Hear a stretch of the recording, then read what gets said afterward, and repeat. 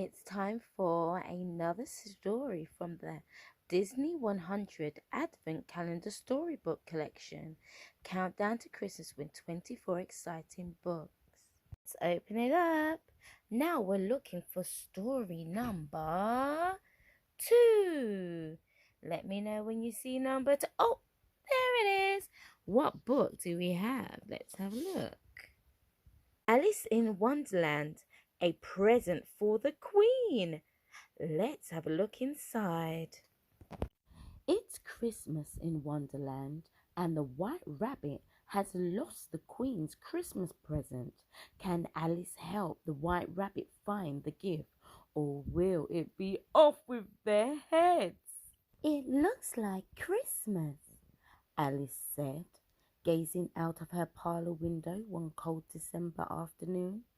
Snow sparkled in the fields and on the branches of the pine trees. Outside, children were building a snowman. Alice thought about joining them, but the parlour was so warm and cosy. Alice yawned. Perhaps it would be best to stay inside after all. Suddenly, something hopped across the snow in front of Alice's house. It was a rabbit with white fur, wearing a red coat. Startled, Alice sat up and peered out of the window. Why, it's the White Rabbit from Wonderland, she cried. It's lost, it's lost, the White Rabbit wailed as he hurried past the house. Alice quickly put on her winter coat and ran outside after the rabbit. She caught up with him just as he was about to dive into a hole under a tree. Oh, you must let me through, the White Rabbit cried. I've lost the Queen of Hearts' Christmas present. If I can't find it, she'll have my head. Oh dear, that would be awful indeed, Alice said. Please let me help you find it. But the White Rabbit simply dived down the hole without another word. Alice followed the White Rabbit, leaving her house far behind. As Alice fell, she passed all sorts of Christmas decorations, stockings, wreaths, garlands, and even a beautifully dressed tree. Down and down and down she fell until she landed with a thump. Alice saw the rabbit's fluffy tail disappear through a door. She hurried after him and found herself on a snowy path lined with evergreen trees. The White Rabbit was gone, but Alice could see his footprints in the snow. Alice made her way down the path, admiring the lights on the trees. Why, they're fireflies, she exclaimed. All at once the footprints stopped. I've lost him again, Alice said with a sigh. Who's lost? Someone asked. A toothy smile appeared in one of the snowy trees, followed quickly by a purple striped cat around the smile. Cheshire Cat, Alice cried happily. Maybe you can help me. The White Rabbit has lost the Queen's present but that's a lost what? The cat interrupted, grinning down at Alice. I thought you said you lost a who. Alice frowned. Usually she quite enjoyed riddles, but she always had such trouble explaining herself to the Cheshire Cat. I didn't lose a what, she said to the smiling cat. The White Rabbit did, and now I've lost him. Suddenly the Cheshire Cat disappeared, leaving the tree branch empty once again. I can't help you with your lost who, he called out, but I can help you with your lost what. Try the Mad Hatter. Alice looked around. She knew the Mad Hatter wasn't on the path behind her, so she continued forward. Soon she heard music. Deck the halls with bowls of jelly, foo-loo-loo-loo-loo, foo-loo-loo-loo. Alice emerged in the clearing.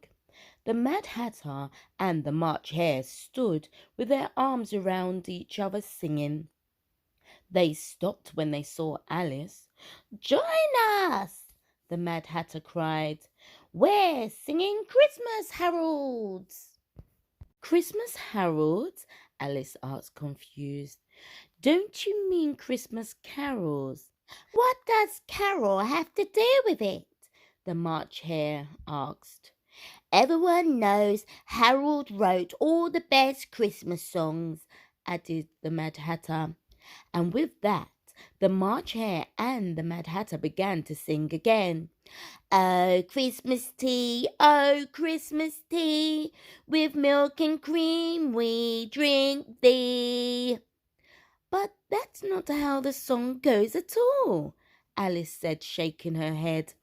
"Anyway, I don't have time to sing.